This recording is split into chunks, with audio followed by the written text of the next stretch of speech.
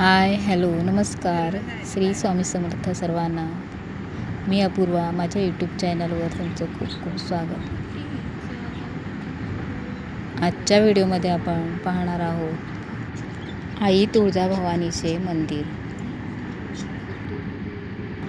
आणि त्याबद्दल थोडीफार माहिती.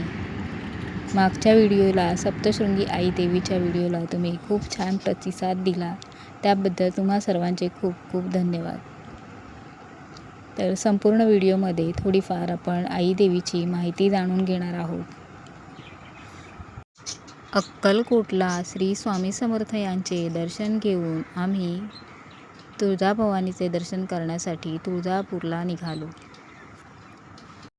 महाराष्ट्राची कुलस्वामिनी आई तुळजाभवानी देवी. तुळजापूर येथे आई भवानी मातेचे मंदिर आहे. धाराशिवपासून 19 किलोमीटर अंतरावर वसलेले हे मंदिर. मंदिराच्या परिसरात देवीसाठी, देवीच्या ओटीसाठी लागणारे साहित्य, खण, नारळ, वेणी, गजरे, हार, फुले,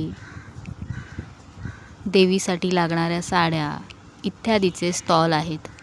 तुम्ही इथून ओटीसाठी साहित्य घेऊ शकता.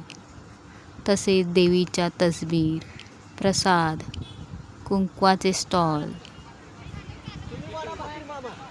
इतकं छान वाटत होतं. सुंदर कुंकू इतकं सुंदर रचलं होतं. छान भरलेलं वाटत होतं.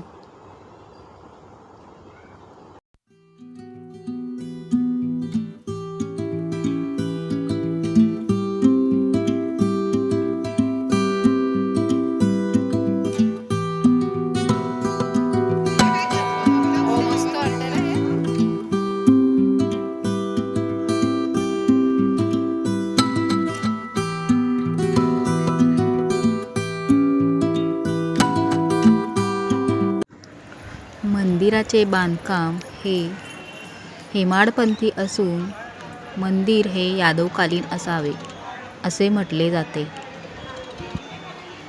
आई तुळजाभवानी येथे कशी प्रकट झाली तर स्कंद पुराणातील ही कथा. कर्दम ऋषी व त्यांची पत्नी अनुभूती ही फार सुंदर होती. त्यांना छोटे बाळ होते.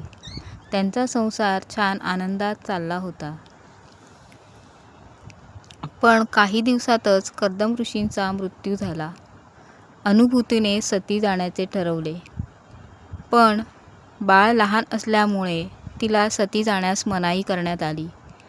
त्यानंतर अनुभूतीने मेरू पर्वताजवळ असलेल्या आश्रमात जाऊन घोर तपश्चर्या केली.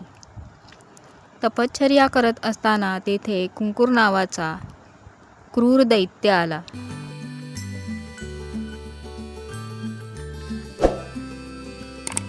अनुभूतीला पाहून त्याने तिला स्पर्श करण्याचा प्रयत्न केला, पण तितक्यातच आदिमाया प्रकट झाली. आदिमाया त्वरित धावून आली आणि त्या दैत्याचा त्रिशूळाने वध केला. त्वरित धावून आल्यामुळे तिचे नाव त्वरिता झाले. पुढे त्याचे तुळजामध्ये रूपांतर झाले. अशी ही आदिमाया महिषासुरमर्दिनी अष्टभुजाधारी आई तुळजाभवानीचा उदो उदो.